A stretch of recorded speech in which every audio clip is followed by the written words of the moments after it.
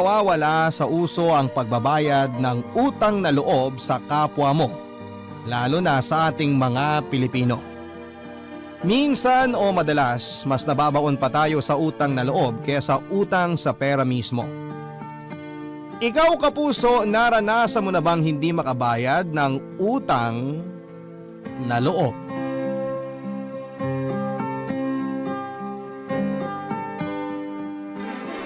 Dear Papa Dudut, sabi ng iba, walang abusado kung walang magpapaabuso. Ginawa ko din ang kasabihan na ito para sa sarili ko dahil aminado akong inabuso ako at aminado rin akong may kasalanan din ako doon. Ako nga pala si Troy, 35 years old, wala pang isang taon mula nang naganap ang ikukwento ko sa inyo tungkol sa amin ng 40 anyos kong kuya na si Goyo. Bagay nga siguro sa kanyang pangalan niya, naisip ko lang. Lagi kasi niya akong nagogoyo noon para tulungan siya sa mga pasanin niya sa buhay. Pareho na kaming pamilyado at may mga responsibilidad na sa buhay, pero mas pinili ni kuya na idagdag ang sarili niya sa mga obligasyon ko. Hindi ko nakasanayang tumanggi kapag hinihingan ako ng tulong ng mga mahal ko sa buhay. Lalo na si Kuya Goyo. Kaya siguro panay noon ang lapit niya sa akin dahil alam niya ang kahinaan kong yon.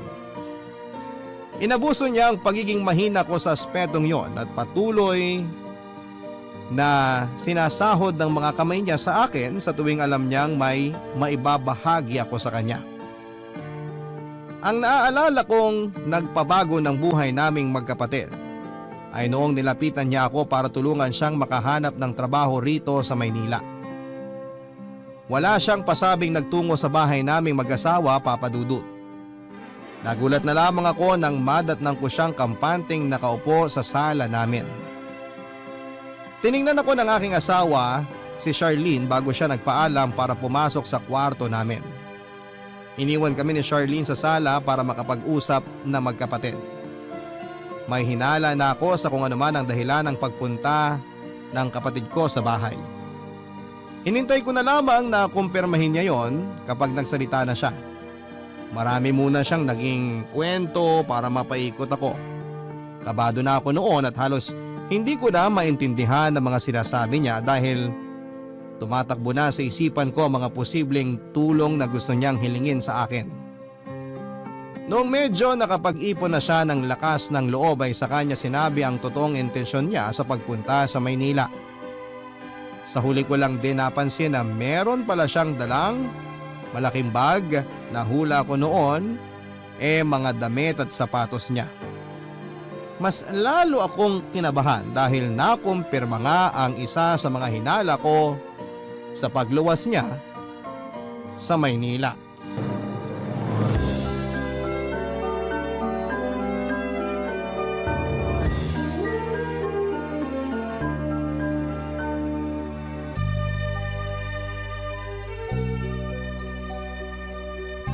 Siguro naman napansin mo na itong dalawang bag ko sa gilid ng sofa nyo.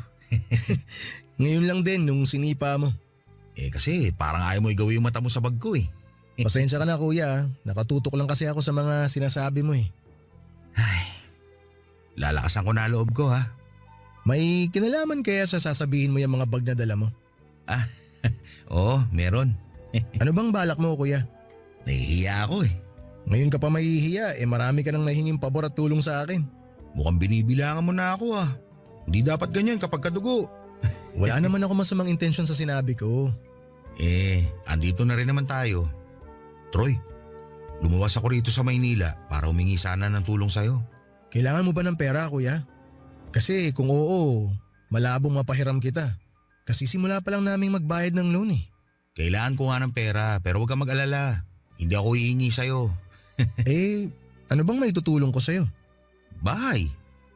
Hindi kita kayang bilhan ng bahay kuya.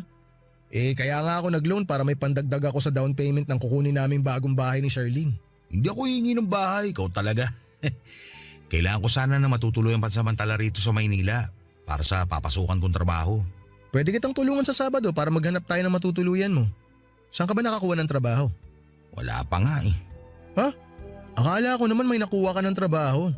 Dapat unahin mo yun bago ka humanap ng matutuluyan. Yung titirahan mo dapat malapit lang dun sa trabaho mo. Yun nga rin ang naisip ko eh.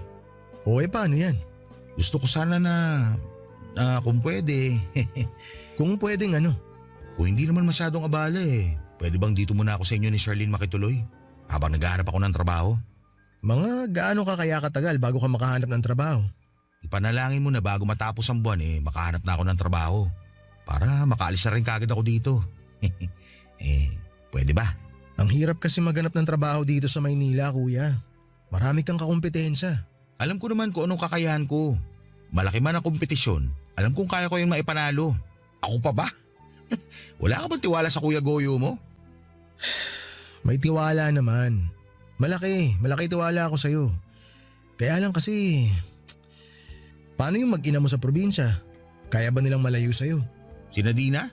Ayos lang yun. Suportado niyang pagluwas ko dito sa Maynila. Alam niyang kailangan namin magsakripisyo na malayo sa isa't isa. Dahil lumalaki na rin ang anak namin. Yun nga kuya eh. Lumalaki na ang anak ni Dina. Kaya kailangan niya ng tatay na makikita niya araw-araw para gabayan siya. Malaking gabay na si Dina sa anak namin. May tiwala ako sa asawa ko. Di kasi natin masasabi. Para namang ayaw mo akong tulungan, Troy. Hindi naman sa ganun. Ang dami mong naiisip na rason para tablahin ako eh. Ayaw mo bang umasenso ko katulad mo? Aba syempre gusto ko. Kaya lang. Kaya lang ano? O sige na, payag na ako. Talaga? Yun! Wala nang baw yan ha? Oo, kakausapin ko si Charlene mamaya. Ayos lang ba sa'yo kung dito ka lang sa sala matutulog? Isa lang kasi ang kwarto rito eh. Ay naku, walang problema. Kahit sa banyo mo pa ako patulugin, ayos lang.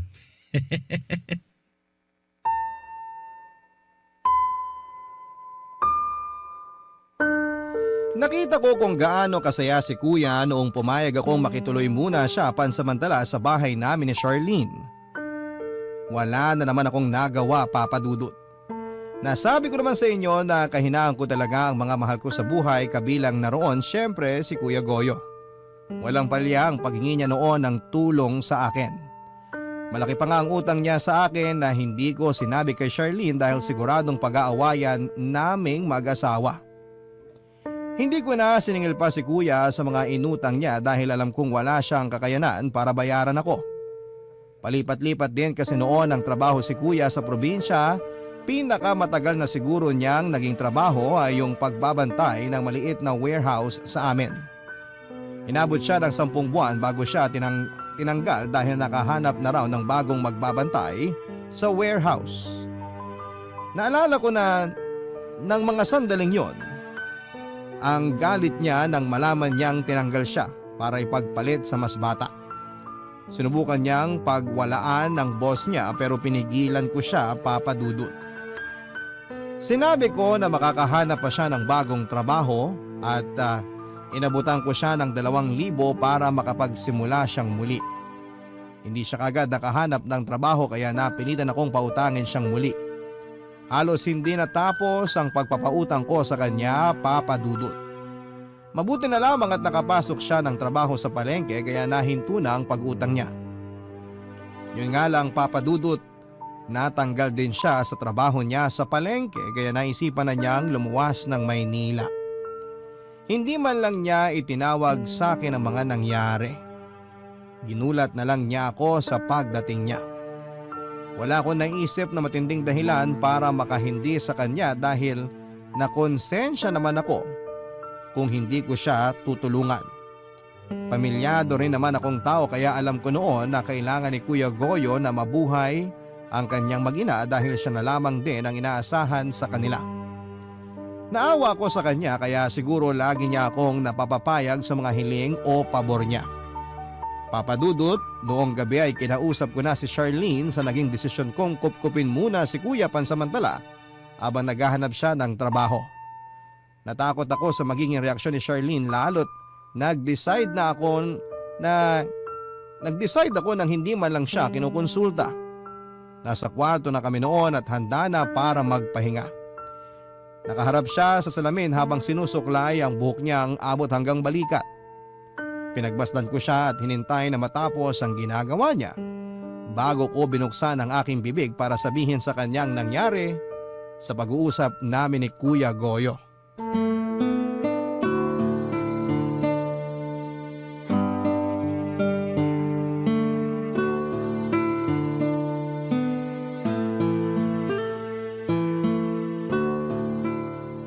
Lusaw na ako. Ha? Kanina ka pa nakatitig sa akin habang nagsusuklay eh. Ah, sorry. Nagandahan lang siguro ako. Sa suklay o sa akin? Siyempre sa'yo. Kahit anong suklay pa ang nakapaligid sa'yo, ikaw pa rin ang tititigan ko. Pakilig naman to.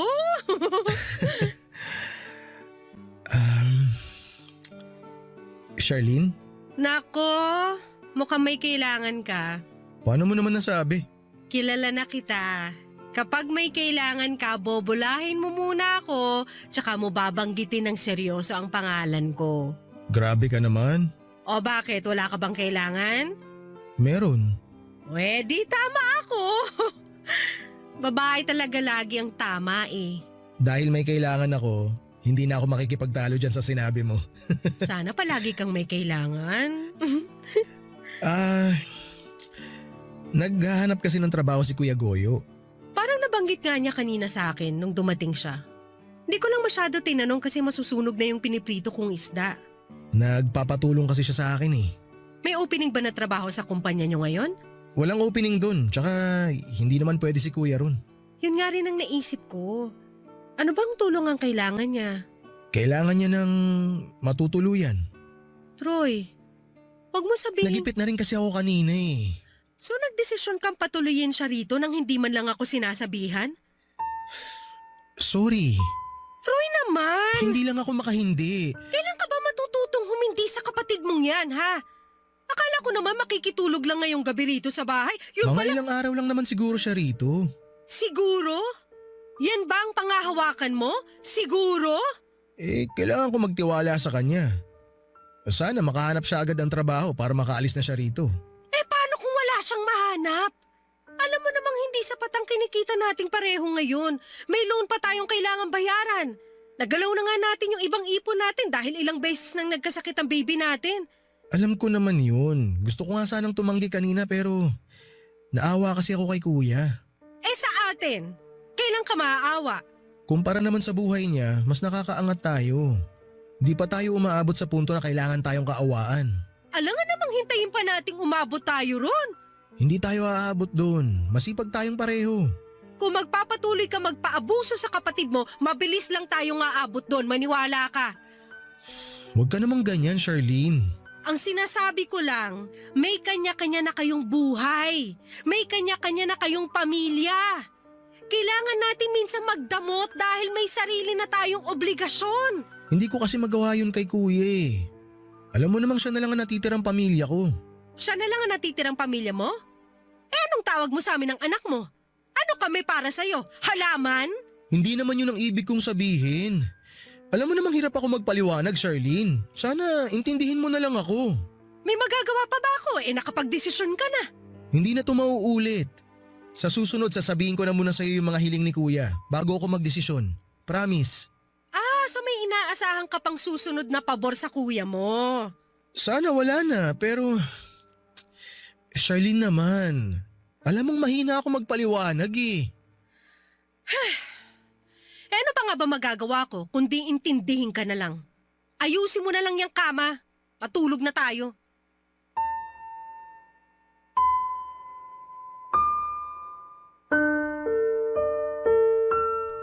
Papadudod, tinalikuran ako ni Charlene habang nakahiga kami sa kama.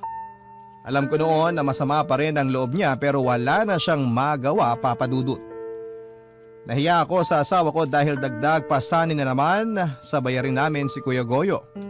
Mas malaki ang ambag noon ni Charlene sa mga bayarin namin sa bahay kesa sa akin. Dahil mas maganda ang pinagkakakitaan niya. Kaya naman talagang dinalangin ko na sana'y makahanap kaagad ng trabaho si Kuya Goyo. Hindi na ako nakatulog pa kaya mas pinili kong magbukas ng Facebook. Baka sakaling may matisod akong trabaho para kay Kuya.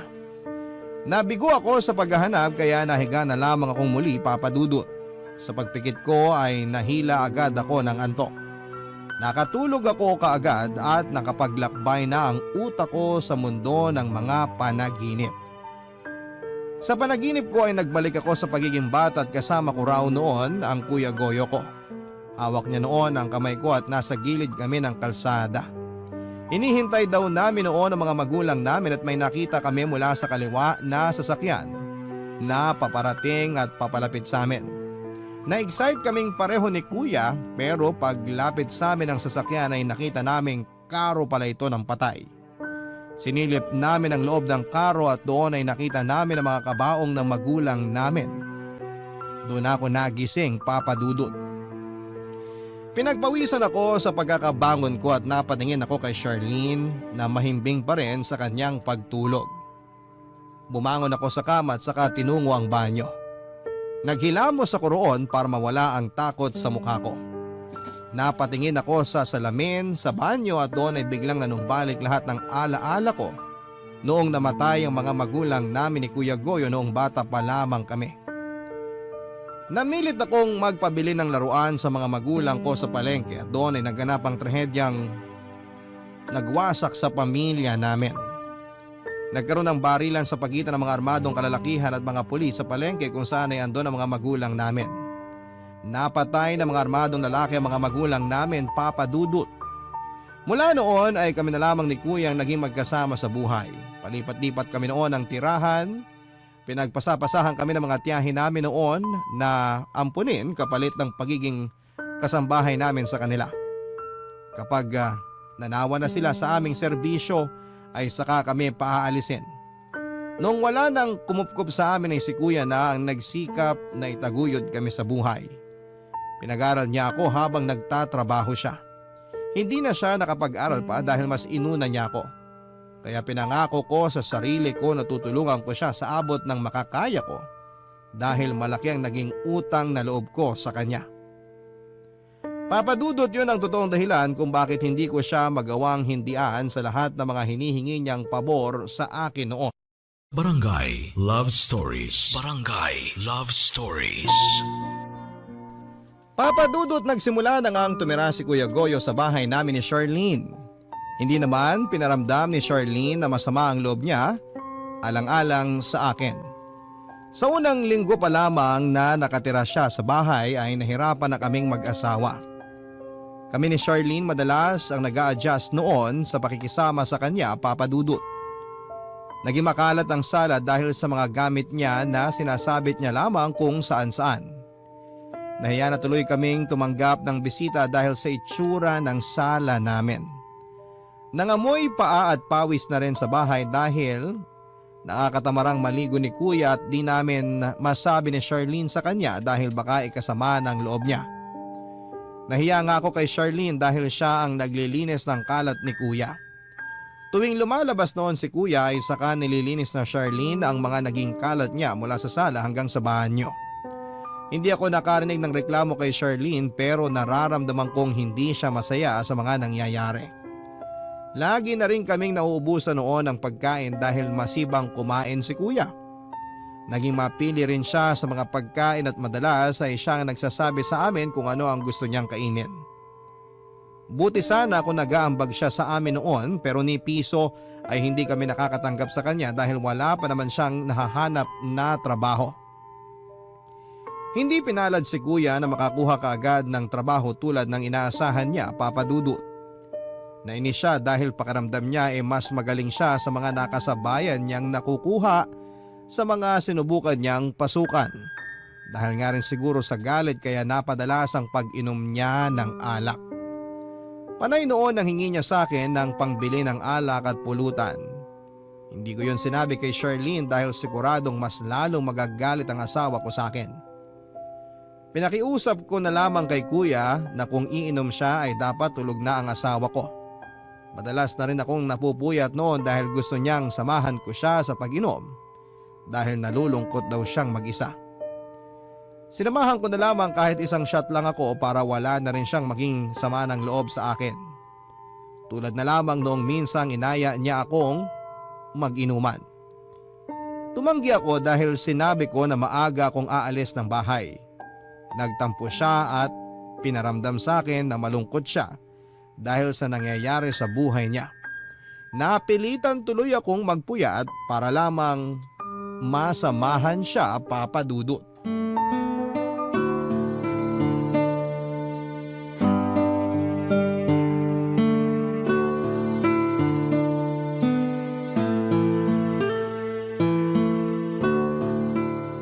Ang hina mo namang uminom, Troy. Para ang bagito sa inuman eh. Isang shot pa. Baka kasi sumakit ang ulo ko bukas pagising, kuya.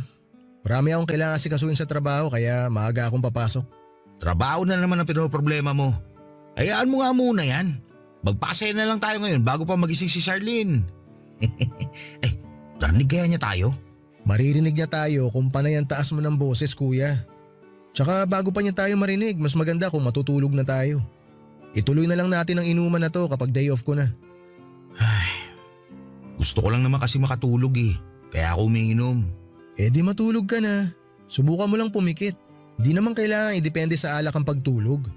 Oh, kukunin ko na tong alak ha, para maitago ko na. Muntik na nga palang makita ni Charlene nung isang gabi yung alak na di mo naubos. Mabuti na lang nahila ko siya palayo sa ref bago pa niya nakita. Kakabanggit mo kay Charlene, lalo ko tuloy namimiss sa kasawa ko si Dina. Ay, 30 na rin si Charlene, no? Oo, 30 na nga. Pareha sila ni Dina. Ay, namiss ko tuloy yung pagbubunga nga ng asawa ko kapag may kapalpakan ako. Mula nang lumuwas ako rito sa Maynila biglang nanahimik ang mundo ko. Pero alam mo, bigla ko hinarap yung ingay ng asawa ko. Baka oras na para umuwi ka sa inyo, kuya. Sigurado ako namimiss ka na rin ni Dina. Ay, kung pwede lang eh. Pero nangako ako na hindi ako uuwi hanggat wala akong trabaho. May intindihan naman niya siguro yon. Di naman ganun kadali maghanap ng trabaho dito sa Maynila. Nakapagbitiw na rin ako ng salita. Sabi ko nga, may intindihan ka niya. Ganyan din naman si Charlene nung unang beses na nawalan ako ng trabaho at kinailangan ko maghanap ng bago. Naintindihan niya na di madali humanap ng trabaho sa panahon ngayon kaya sigurado ako na ganun din si Dina kapag sinabi mo sa kanya. Alam ko naman kaya niya ako maintindihan. Pero andun pa rin yung hiya eh. Namimiss ko talaga si Dina. Oo, sakit ng ulo minsan ng mga babae sa buhay natin. Pero kapag nawala naman sila, saka natin hinahanap-hanap. Sana nga magkasama na kayo ni Dina, kuya. May paraan naman para magkasama kami ulit na mag-ina ko. O edi gawin mo. Pwede kaya? Paanong pwede? Gusto ko sanang paluwasin sila rito sa Maynila eh. O tapos? Nakakahiyaman sa'yo, bunso. Pero hihiling sana ulit ako ng pabor. Pabor ulit? Naku, ayan na. Mukhang nakakahiya nang pasadahan yung pabor na sinasabi ko. Kung kaya ko, pwede naman kitang pagbigyan sa pabor na yan kung ano man yan. Madali lang naman tong pagbigyan. Ano nga? Ayos lang ba kung luluwasin na din na rito sa Maynila? Sagot naman nila ang pamasahe. Huwag kang mag-alala. Hindi ako hingi sa'yo kasi nakakahiya na rin. Di naman ako may-ari ng Maynila eh. Lumuwas lang sila kung kailan nila gusto. Hindi ko naman may pagbabawal yun. Pero pag-aari mo kasi itong bahay. Anong ibig mong sabihin, kuya? Ito naman hindi pa makalata sa gusto kong puntuhin. Sige, didiretsuhin ko na nga. Pwede bang makituloy din dito mag-ina ko? Hala, parang hindi na tayo kakasya rito sa bahay niyan. Ikaw pa nga lang dito sa sala halos sakop mo na. Payat naman pareho mag-ina ko. Kaya ko na silang isiksik dito sa sala kasama ko. Hindi naman sila magiging komportable nun. Kawawa naman sila.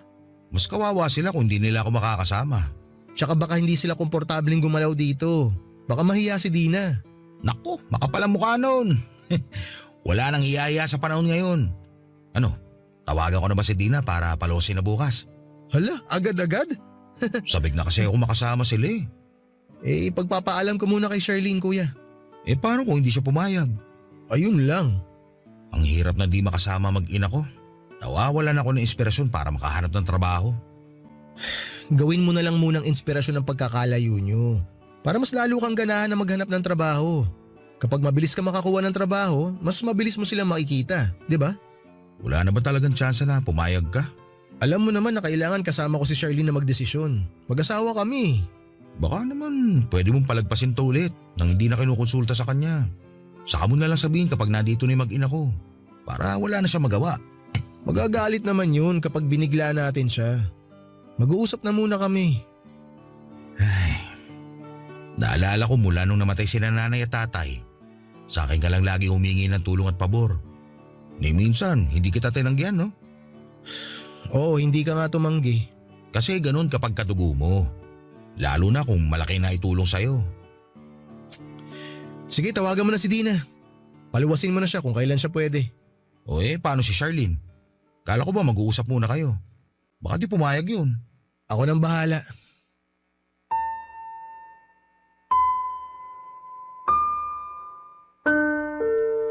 Nakapagbitiw na naman ako ng salita at alam kong hindi yon magugustuhan ni Charlene kapag nalaman niya. Napapayag ko nang matulog si Kuya after niyang tawagan si Dina para paluwasin na sila pag sikat pa lamang ng araw. Nagpasalamat si Kuya sa akin at sinabi na masaya siyang nakakabayad na ako ng utang na loob sa kanya. Sinagot ko na lamang yon ng matipid ng ngiti at saka nagpaalam na para pumunta sa kwarto namin ni Charlene.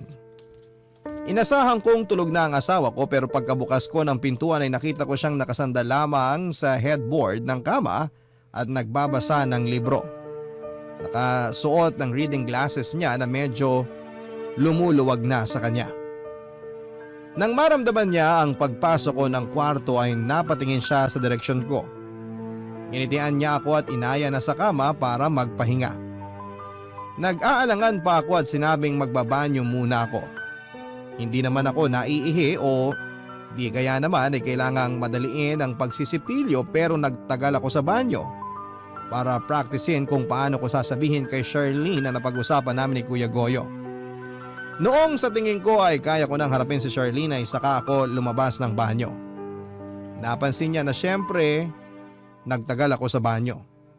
Alam niyang kapag nagtutungo ako doon mabilis lamang dahil na liliitan ako sa banyo namin at pakiramdam ko ay hindi ako makahinga. Hinaya niya akong muli para tabihan siya. Ibinabana niya ang librong binabasa niya at saka tinanggal ang reading glasses niya. Hinarap niya ako at parang gusto akong lambingin. Nakita ko yung oportunidad para sabihin sa kanya ang napag-usapan namin ni Kuya Goyo. Napalunok pa ako ng malakas nang nilapit na niya ang mukha niya sa akin. Doon ay napansin niyang parang may gusto akong sabihing seryoso sa kanya. Tiningnan niya akong muli sa mukha at parang hinuhulaan kung ano ang laman ng isipan ko. Hindi ako noon makatingin sa kanya dahil nakakaramdam ako ng kaba, Papa Dudut. Napahinga siya ng malalim at saka kinumpronta ako sa posibleng problema na nasa isipan ko. Hindi ko pa man nasasabi noon pero dumilim na ang itsura niya, Papa Dudut. Nasira ko tuloy ang mood niya. Kung bakit naman kasi nasakto pa na humingi ng pabor noong gabing yon, si Kuya Goyo.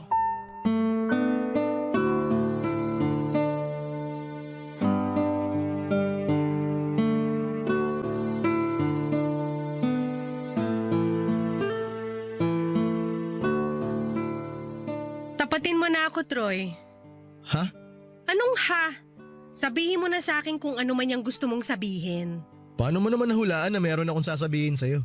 Namula agad ang mga tenga mo nung tinignan kita. Hindi ka makatitig sa akin. Pinagpawisan bigla ang ilong mo kahit naka-aircon tayo. Senyales yan na may bumabagabag sa'yo. Grabe? Ganyan mo na ba ako kakilala? Ang tagal na nating nagsasama. Ang dali mo na lang talagang basahin. Magagalit ka ata kapag sinabi ko eh. Mas magagalit ako kapag hindi mo sinabi ngayon. Mag-promise ka muna na di ka masyadong magagalit. Ayoko mangako. Nagkausap kasi kami ni Kuya Goyo kanina. Good news ba yan? Aalis na ba siya? Kailan? Walang aalis pero may darating. Ano na naman yan, Troy? Luluwas bukas yung mag-ina ni Kuya. Si Nadina? Oo. Sana sinabi mo na hindi sila pwedeng tumuloy dito sa bahay, ha? Hindi eh. Bakit hindi? Mamaya umasa sila na pwede sila rito sa bahay. Saan sila matutulog niyan kapag dumating sila? Natawagan na kasi ni Kuya si Dina. Tinawagan ng kuya mo si Dina? At nasabi na ni Kuya na sa sala sila matutulog ng pamilya niya. Ano? Oo, hinaan mo lang ang boses mo. Baka magising si baby. Nasisiraan na ba siya ng ulo? Bakit siya magdedesisyon na patuloyin na mag-ina niya rito? Eh bahay niya ba to? Sabi ko nang hinaan mo lang ang boses mo eh. Kumalma ka nga.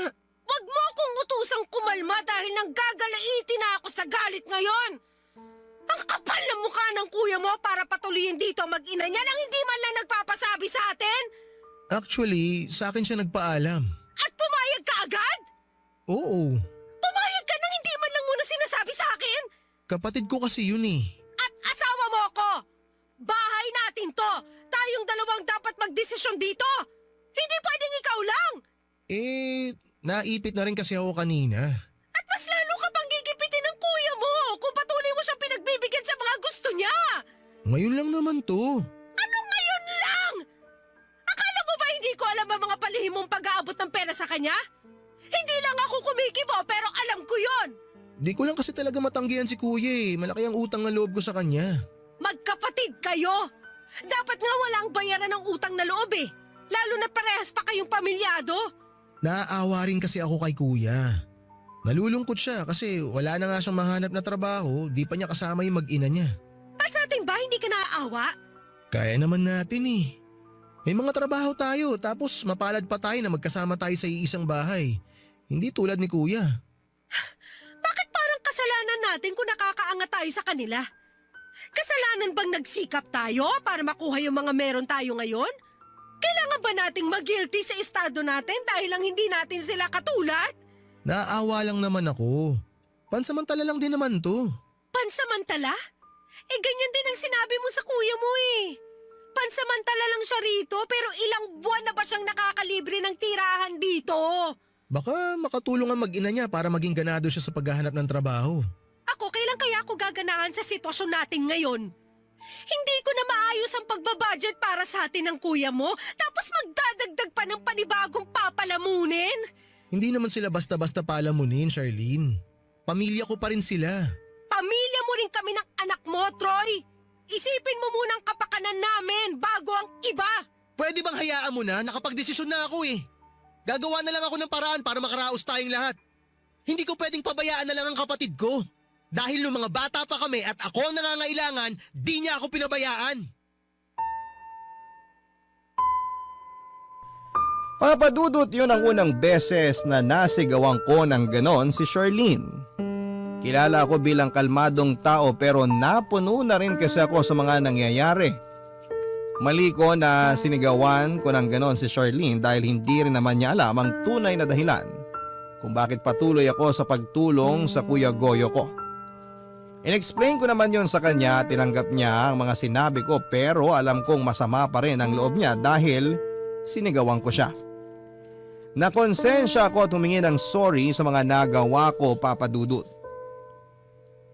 Tumango lamang siya noon at saka sinabing magpahinga na. Pinuntahan niya sa crib ang baby namin at nung kontento na siya sa pagkakatulog ng anak namin ay saka naman siya bumalik sa kama. Sinubukan kong halikan siya pero umiwas siya sa akin, Papa Dudut. Tinalikuran niya ako at saka hinila ang kumot sa pwesto niya. Nanakit ang ulo ko noon sa pinaghalong stress at nabiting alak. Hindi ako nakatulog kakaisip sa mga nangyayari sa bahay namin. Umaga na noong natapos akong pagurin ang utak ko, Papa Dudut. Naghanda na ako para pumasok sa trabaho at hindi pa rin ako kinikibo noon ni Charlene at hindi naman nakahalata si Kuya na nag-away kaming mag-asawa noon. Bago ko umalis ay narinig ko pang nag-uusap sina Dina at Kuya Goyo. Rinig ko noon ang saya ni Kuya habang binibilinan si Dina kung saan siya bababa para mapuntahan at masundo siya ni Kuya. Noong natapos ang tawag ay agad akong niyakap ni Kuya para magpasalamat. Kahit papaano ay nawala naman yung stress ko dahil napasaya ko si Kuya, Papa Dudut. Hiniling ko noon na sana ay maging inspired na si Kuya sa paghahanap ng trabaho para rin makaalis na sila sa bahay. Alam ko kasi noon na hindi matatapos ang away namin ni Charlene hanggat andon sina Dina at Kuya. Gusto ko na rin syempreng maging payapa noon ang pagsasama namin ni Charlene. Alam ko naman na hindi madamot at hindi masamang tao ang asawa ko. Nadala lang siya ng emosyon dahil marami nga kaming utang na kailangang bayaran Tapos ay daragdag pa ang pamilya ni kuya na kailangan naming buhayin. Mula noon, Papa Dudut, ay nanlamig na sa akin si Charlene at madalas kapag nag-uusap naman kami ay ramdam ko ang galit sa kanya. Pinigilan ko na lamang ang sarili kong huwag magpadala sa galit dahil naipit din naman si Charlene sa sitwasyon na meron ako. Papa Dudut. Barangay Love Stories. Barangay Love Stories. Alam ni Kuya Goyo si Dina sa isang beer house. Dating nakikitable si Dina sa mga customers ng beer house na pinasukan niya, Papa Dudut. At minsan ay nakatable nga niya si Kuya. Nagkaroon ng interes si Kuya kay Dina dahil sa pagiging totoo daw ni Dina. Natuwa siya dahil takles at malakas ang self-confidence ni Dina. Yun daw noon ang tipo ni Kuya sa isang babae. Mabilis silang nagkahulugan ng loob. Naging silang dalawa at nag-live-in ng ilang linggo mula noong sagutin ni Dina si Kuya. Hindi naman pinatigil ni Kuya si Dina sa pagtatrabaho sa beer house dahil malaki ang kita ni Dina sa pagpapabili ng latest drink sa mga customers niya. Inahatid sundo ni Dina noon ni Kuya gamit ang pinapasada niyang tricycle. Naging masaya silang dalawa kahit paminsan-minsan ay nagdududa si Kuya kay Dina dahil sa dami ng mga nakaka-table noon ni Dina. Nilakasan na lang daw ni Kuya ang tiwala niya kay Dina para hindi na sila mag-away dahil trabaho lamang yon. Hanggang sa nabuntis na si Dina. Nagduda pa kami ni Kuya noong simula dahil tumagilid ang tiwala niya kay Dina 1 buwan bago siya nabuntis. Nagkahiwalay sina Dina at Kuya pansamantala para makahinga dahil panay noon ang away nila. Hanggang si Kuya na rin ang unang lumapit kay Dina para makipagbalikan dahil nami-miss na raw niya si Dina. Nagkabalikan sila noong 6 na buwan nang buntis si Dina.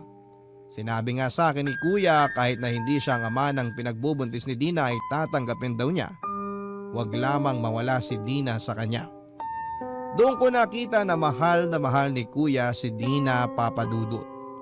Noong nanganak na nga si Dina ay hindi nila napag-usapan pang muli kung si Kuya nga ang ama ng batang yon. Naging masaya naman silang pareho lalo na noong umalis na si Dina sa beer house. Akala ko nga noon ay magkakahiwalay sila pero naging matatag naman ang relasyon nila. Kahit marami silang mga naging problema. Masyadong na in love si Kuya kay Dina at nakita kong muli ang pagmamahalan nilang yon noong tumira na nga sila sa amin. Hindi ko noon makalimutan ang unang beses na nagsabay-sabay kaming kumain. Kakarating lang din noon ni Dina galing sa probinsya at nakatulog na nga ang mga anak namin kaya kumain na kami, Papa Dudut.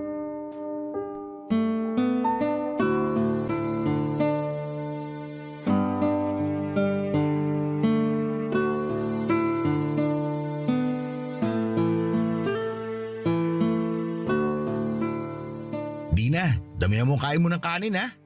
Marami silang bigas dito. Kasi buwan-buwan merong rice allowance to si Troy sa trabaho niya. Ganun ba? Uy, baka naman pwedeng makahingi kahit isang salup lang ng bigas para ipadala ko sa kapatid ko. Basta ba may extra walang problema. Joke lang yon, Troy. Baka mamaya magalit tong si Charlene. Bakit naman ako magagalit? Feeling ko lang naman, lagi ka kasing nakasimangot. Kaya pakiramdam ko konting mali lang namin ni Goyo, sasakalin mo na kami. Grabe ka naman manghusga. Hindi naman, uy. Binabasi ko lang din kasi sa facial expression mo. Ayun na nga. Di ba panghuhusga na yon? Nga pala Kuya Goyo. Meron pala ako nakitang opening dun sa isang eatery malapit sa trabaho ko. Naghahanap sila ng kusinero. Wag doon! Bakit naman? Hindi naman marunong magluto tong si Goyo.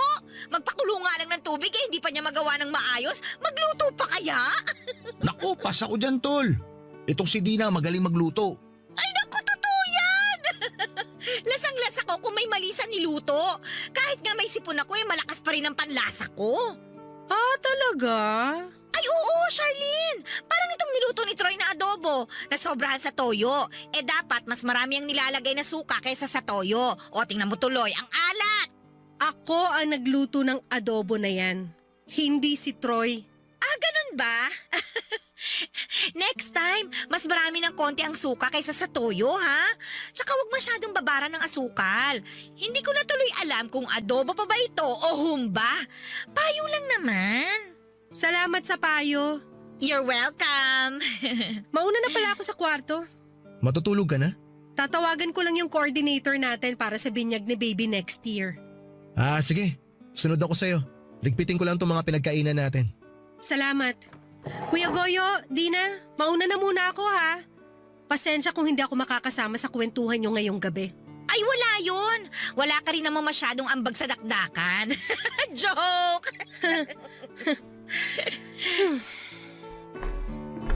Troy, bibinyagan na pala ang baby nyo?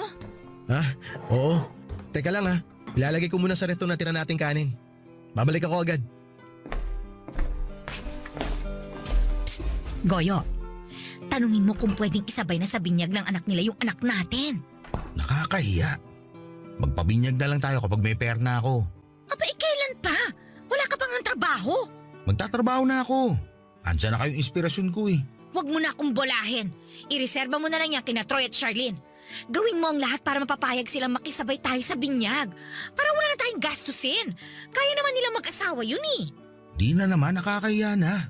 Makikitira na nga tayo rito ng libre. Sagarin na natin. Minsan lang naman to habang gusto pa nila tayo. Nakakaawa rin naman kasi yung anak natin eh. 4 na taon na pero hindi pa rin siya nabibinyagan. Kailangan yata sa daycare center ng baptismal certificate. Sige ka, di makakapag-aral yung anak natin. Gusto mo ba yon? Siyempre hindi. Kaya nga pagbalik ni Troy, kausapin mo na siya. Susubukan ko. Tsaka, try mo ring itanong kung pwedeng pahiramin ako ni Charlene ang isusuot ko sa binyag. Medyo may katabaan siya. Pero pwede ko namang paremedyohan yung ipapahiram niya kung papayag siya.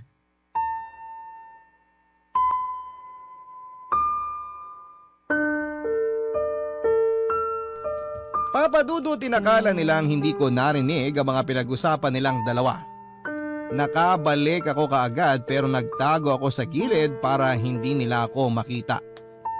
Noong natapos silang mag-usap ay saka naman ako bumalik ng hapagkainan. Doon naman nagpaalam si Dina para magyosi sa labas.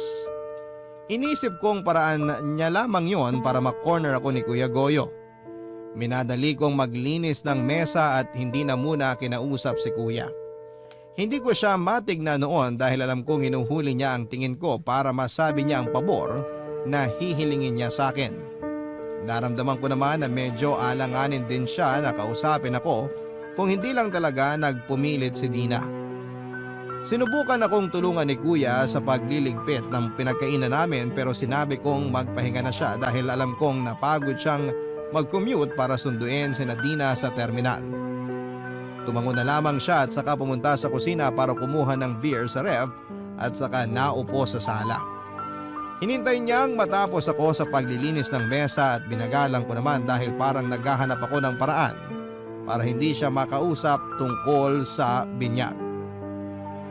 Binagalan ko ang paghuhugas ng mga pinagkainan para lamang makaiwas kay Kuya. Inugasan ko na nga rin yung mga hindi naman kailangang hugasan para lamang tumagal ako sa kusina. May mga dinagdag na rin akong nilinis tulad ng stove at microwave namin. Inisip ko pa na kung paano haharapin si Kuya at kung paano siya tatanggihan sa hihingin niyang pabor na parang natatakot na ako. Natatakot ako noon na mapasama ang loob niya dahilan para muli niyang i-bring up yung utang na loob ko sa kanya.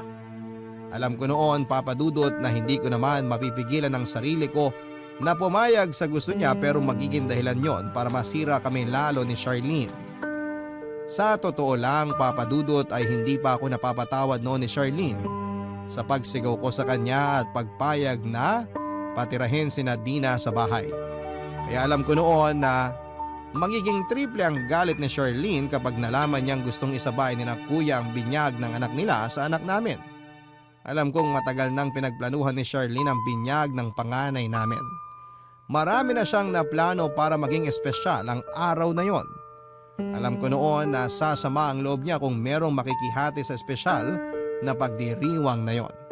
Kaya naman nilakasan ko na ang loob ko at handa na akong tanggihan si kuya. Tinapos ko na ang paghuhugas ng mga pinagkainan at saka sinadya ko nang daanan siya sa sala. Doon ay nakita kong nagbubulungan sina Dina at si kuya.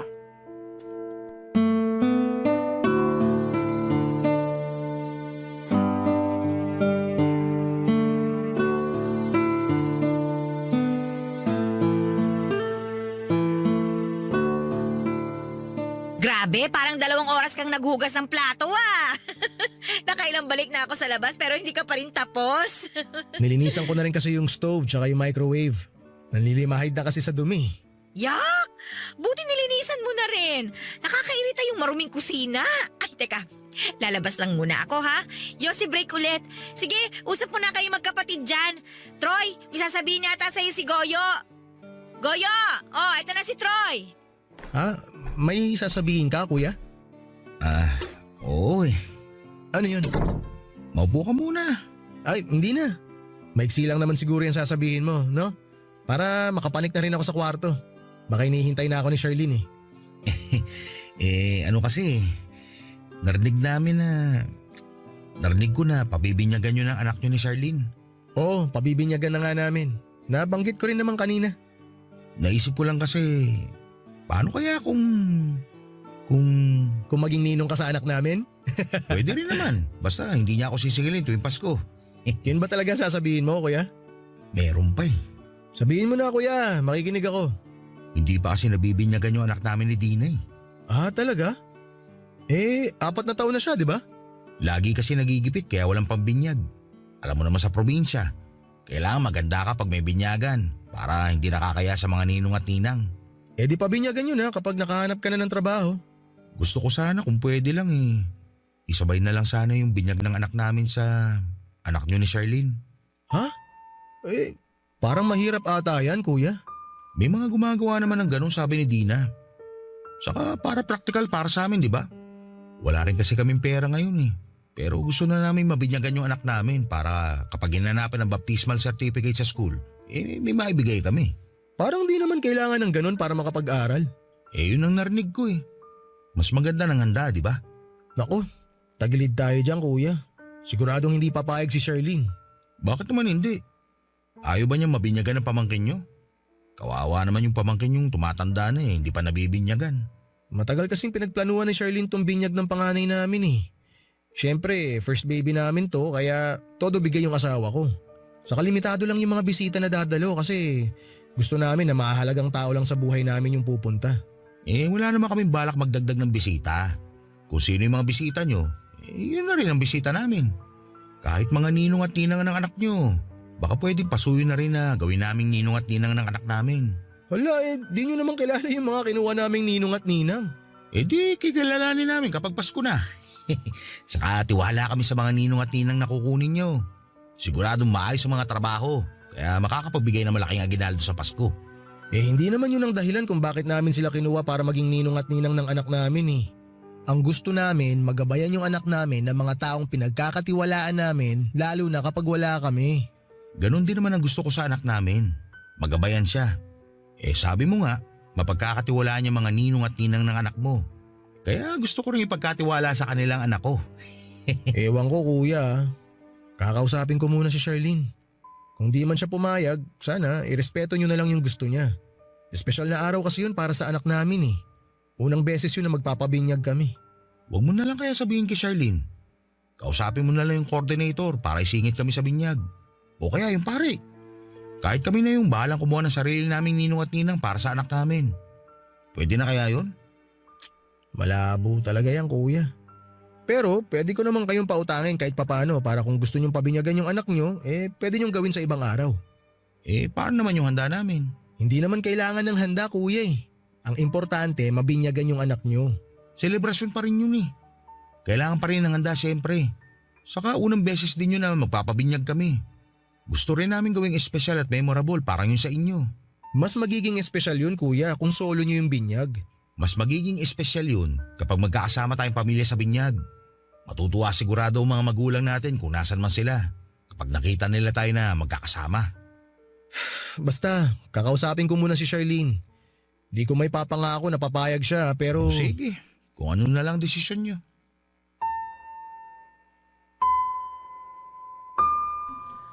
Napansin ko nang nagtampo si kuya sa akin, Papa Dudut. Sinubukan ko siyang kausapin at ipaliwanag muli kung bakit alanganin ang gusto niyang mangyari. Inoferan ko na rin siya ng dagdag na pera para may panggasto sila sa handa pero tinanggihan niya yon dahil gusto niyang sabay ang binyag ng mga anak namin. Napikon na rin ako dahil ginawa ko naman ang lahat ng pwedeng gawin para mabinyagan ang anak nila pero ibang direksyon ang gusto nilang tahakin. Nainis ako dahil parang ang sama kong tao para tanggihan sila sa isang bagay na karapatan naman naming mag-asawa.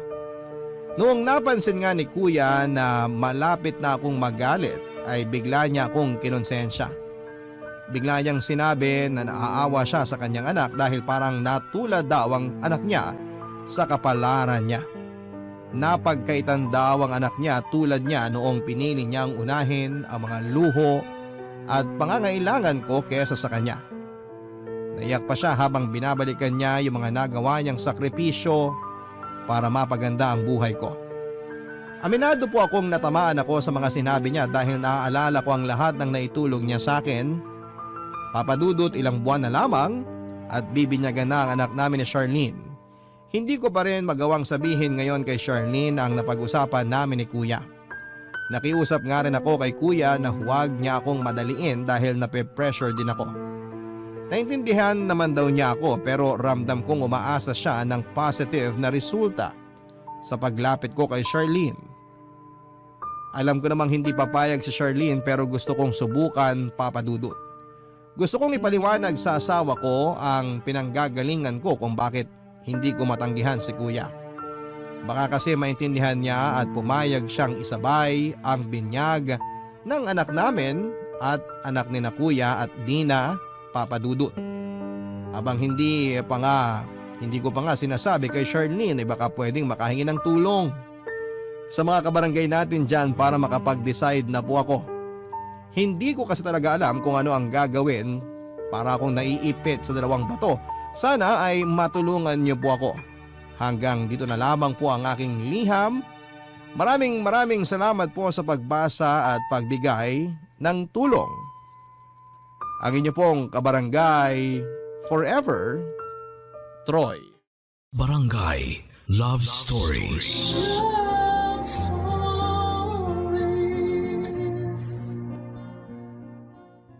Barangay LS 97.1 Number 1 Forever.